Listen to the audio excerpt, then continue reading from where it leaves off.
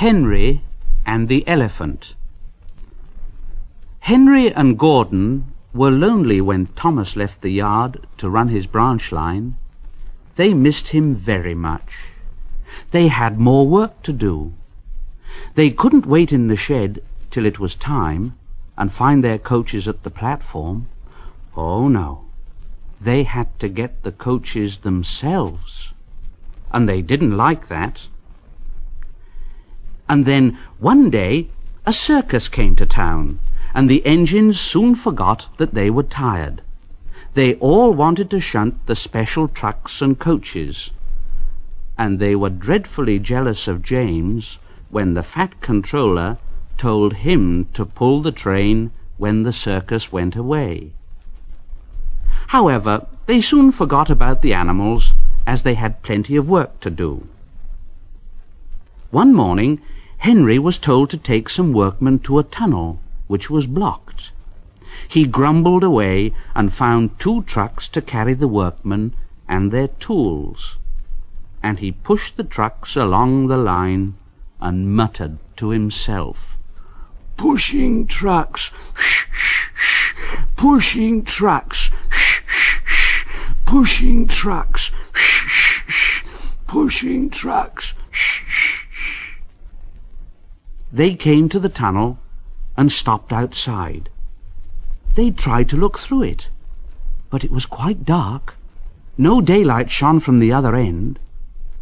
The workmen took their tools and went inside. Suddenly they all shouted, "Oh! Oh! Oh! Eh! Oh! Oh! Ah!" And they came running out of the tunnel.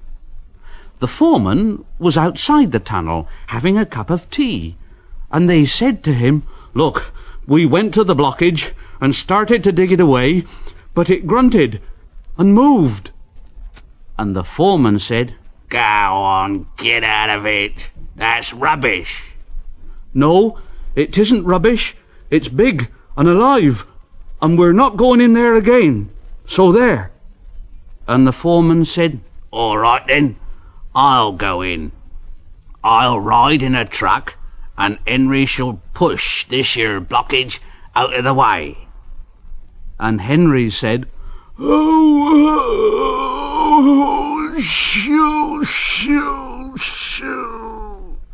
He hated tunnels. He'd been shut up in one once, and this was worse. There was something big and alive inside the tunnel. Henry said, I don't want to go in." And Henry's driver said, "Well, neither do I, Henry, but we must. We've got to clear the line. Now, come on, Henry. There's a good lad." And Henry puffed slowly into the dark, dark tunnel.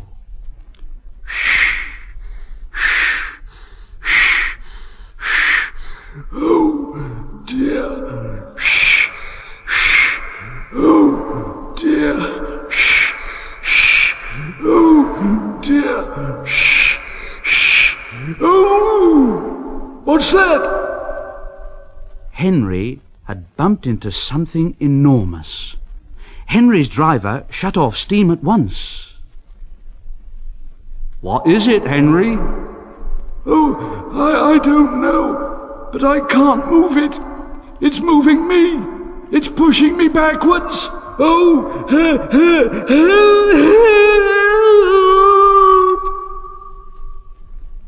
And slowly out of the tunnel came first Henry, then the trucks, and last of all, pushing hard and rather cross, came a big elephant.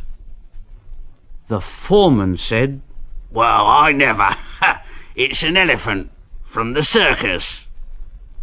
Henry's driver put on his brakes, and a man ran to telephone for the keeper.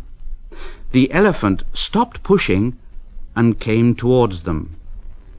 They gave him some sandwiches and cake, so he forgot he was cross and remembered he was hungry. He drank 3 buckets of water without stopping, and was just going to drink another one when Henry let off steam. That frightened the elephant. It went whoosh and squirted the water all over Henry by mistake.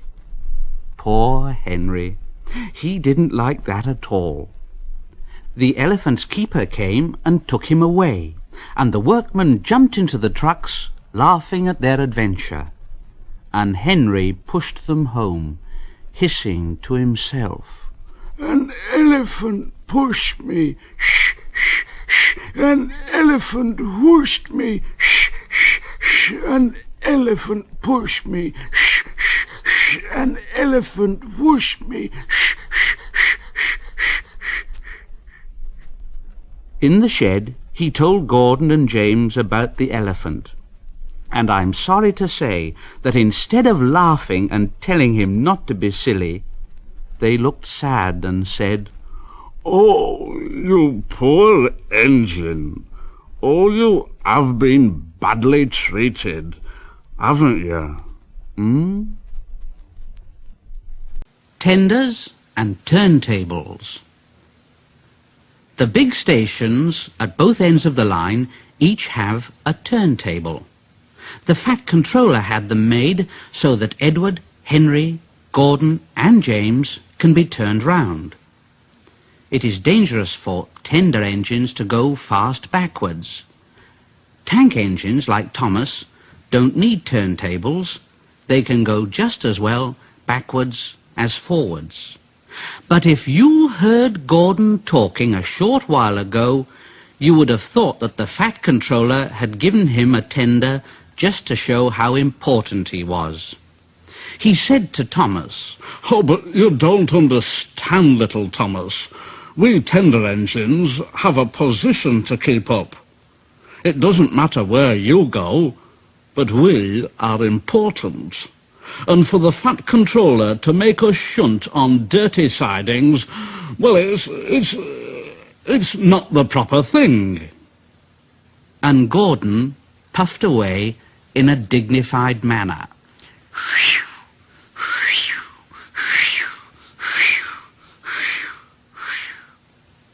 Thomas chuckled. "Poor old Gordon, he is upset." And off he went with the 2 coaches, Annie and Clarabelle. Gordon took his coaches and passengers to the terminus and waited until they'd all got out. And then he shunted the coaches to another platform. He was in a bad temper. "It's disgraceful. Shh, shh, shh, shh. It's disgraceful. Shh, shh, shh, shh. It's disgraceful. Shh, shh, shh, shh, shh." And he ran backwards to the turntable. The turntable was in a windy place close to the sea. It was only just big enough for Gordon, and if he was not on it just right, he put it out of balance and made it difficult to turn. But today Gordon was in a bad temper, and the wind was blowing fiercely. Gordon's driver tried to make him stop in the right place, but Gordon wasn't trying. He would not stop in the right place. At last, Gordon's driver said, Oh, I give up. All right then, Gordon. We can't turn you like this because your tender upsets the balance. Now, if you were a nice tank engine, you'd be all right. But you're not. You're a tender engine, and we can't turn you around, so you'll have to pull the next train backwards. So there. When Gordon came to the platform, some little boys shouted out, "Hey, look! Come quick! Here's a new tank engine!" "It isn't, silly. It's only Gordon, back to front." "Oh, so it is. What a swizz." And Gordon said, "Oh, and he puffed off to the junction. Thomas was waiting at the junction. "Oh, hello, Gordon. Playing at tanks engines, then? Sensible engine. Take my advice. Scrap that tender of yours and have a nice banker like mine, hmm?" And Gordon said, "Oh, psh." Then James came along on his way to the turntable. "Oh, ho, ho, ho, ho, ho. Hello, Gordon. Got stuck on the turntable then, I hear." You'll be careful, James. Otherwise you might get stuck too." No, I won't get stuck. I'm not as fat as you are. Now you just watch me."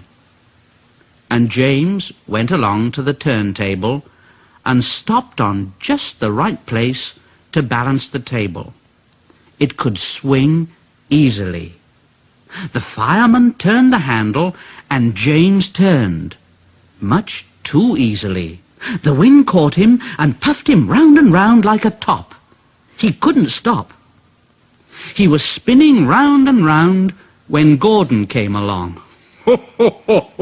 Well, James. What are you doing? Playing roundabouts, hmm? At last, the wind died down, and James stopped turning and rolled off the table to the engine shed, feeling very, very giddy.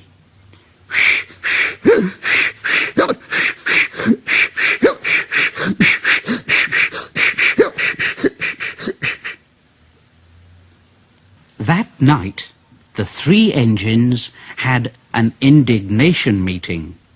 Gordon did most of the talking, though. "It's shameful to treat tender engines like this.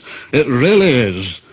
Henry gets drenched by elephants, James spins round like a top, and I have to go backwards, and everyone laughs at us. Not only that, the fat controller makes us shunt in dirty sidings. It's dreadful. It's dreadful. Now listen, we will act tomorrow. The fat controller will look silly. Now this is what we'll do. In the morning, when the driver and the fireman come,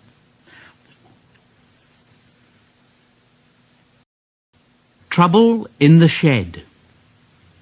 The fat controller sat in his office and listened. The fat controller frowned and said, "Oh, what a nuisance passengers are. How can I possibly work with all this noise? Oh dear, oh dear, oh dear, oh dear." "Yes, what is it?" It was the station master, looking very worried. "There's trouble in the shed, sir. Henry is sulking. There is no train, and the passengers are saying that this is a bad railway." "Indeed, really? We cannot allow that. Now, will you quieten the passengers, please, and I will go and speak to Henry." The fat controller found Henry, Gordon, and James looking sulky. "Now, come along, Henry. It's time your train was ready." But Henry wouldn't answer. It was Gordon who said, Henry's not going, so there, and neither are James or I. We won't shunt like common tank engines. We're important tender engines, if you don't mind. You fetch our coaches for us, and we'll pull them. But we won't shunt. Tender engines don't shunt. So there." And all three engines let off steam in a cheeky way. Psh, psh, psh, psh. And the fat controller said, "Oh, indeed. Engines on my railway do as they're told. I'll go and find Edward." Edward was shunting. "I say, Edward, leave those tracks, will you please? I want you to push coaches for me in the yard." "Oh, thank you, sir. That will be a nice change." "That's a good engine. Off you go then." So Edward found coaches for the three engines, and that day the trains ran as usual. But when the fat controller came next morning, Edward looked unhappy. Gordon came past, clanking and hissing very rudely.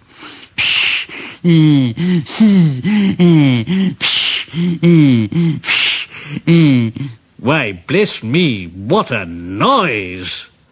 I know. They all hiss at me, sir. They say tender engines don't shunt.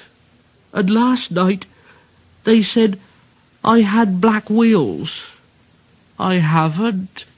Have I, sir? No, Edward, of course you haven't. You've got nice blue ones, and I'm proud of you.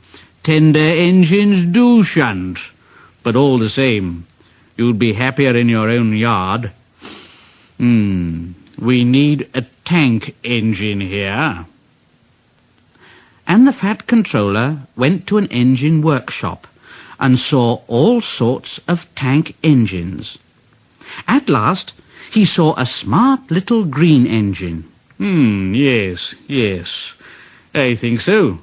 That's the one. I say there, if I choose you, will you work hard? Oh, sir. Yes, sir. Yes, sir. That's a good engine. I'll call you, Percy. Yes, Percy. Do you like that, Percy? Oh, yes, sir. Thank you, sir. Yes, sir. So the Fat Controller drove Percy back to the yard and introduced him to Edward. Percy soon learned what he had to do, and they had a happy afternoon. And then Henry came by, hissing as usual.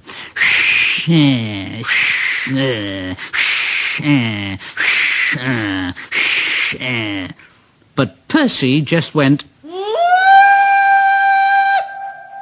That really frightened Henry. He jumped and ran away. Edward laughed and said, "Oh, how beautifully you whooshed him, Percy. I can't make a noise like that." "Oh, that's nothing. You should hear them in the workshops. You have to make a noise like that to be heard." Next morning, Thomas arrived. "Hello, Edward." "Oh, hello, Thomas." "The Fat Controller sent for me. I expect he wants help." "Oh, he does indeed, Thomas. Here he comes now." Well done, Thomas. You have been quick. Now listen, Henry, Gordon and James are sulking. They say they won't shunt like common tank engines, so I've shut them up. And I want you both to run the line. "Common tank engines, indeed. We'll show them." Well done, Thomas. And Percy here will help too. Won't you, Percy? "Oh, sir. Yes, sir, please, sir." Edward and Thomas pulled the trains. They started at opposite ends and whistled to each other as they passed. There were fewer trains, but the passengers didn't mind. They knew the three other engines were having a lesson. Henry, Gordon and James stayed shut in the shed and were cold, lonely and miserable. They wished now they hadn't been so silly.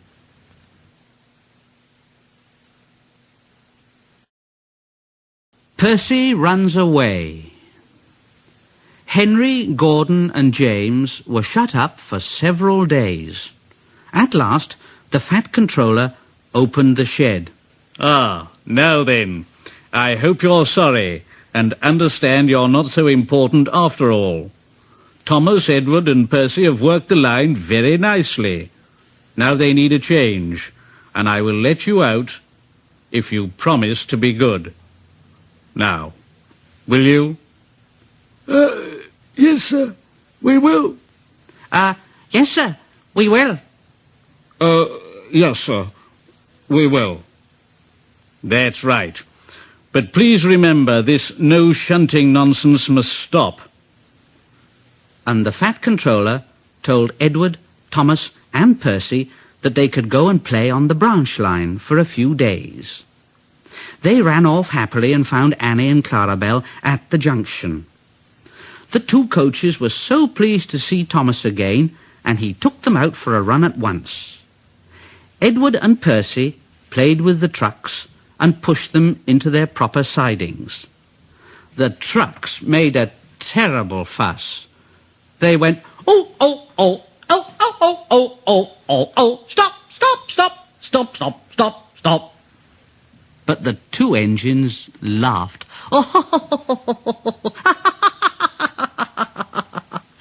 And went on shunting till the trucks were tidily arranged.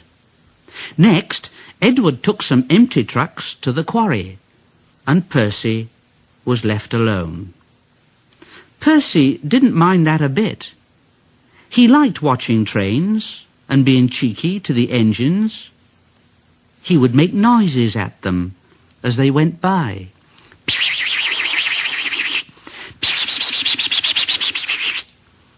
Gordon, Henry, and James got very cross.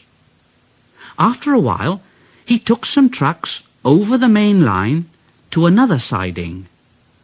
When they were tidy, he ran onto the main line again and waited for the signalman to set the points so that he could cross back to the yard. Edward had warned Percy, "Look, be careful, Percy, of the main line. Whistle to tell the signalman that you're there." But Percy didn't remember to whistle, and the signalman was so busy he forgot Percy. Bells rang in the signal box. The man answered, saying the line was clear, and set the signals for the next train. Percy waited and waited. The points were still against him. He looked along the main line and saw something that made him go, for rushing straight towards him was Gordon with the express. Gordon went,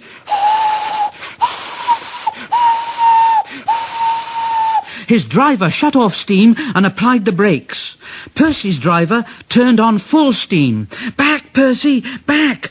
But Percy's wheels wouldn't turn quickly. Gordon was coming so fast that it seemed he couldn't stop. Percy just shut his eyes and waited for the crash. His driver and fireman jumped out. Gordon yelled, "Oh, oh, get out of my way! Get out of my way! Oh!" Percy opened his eyes.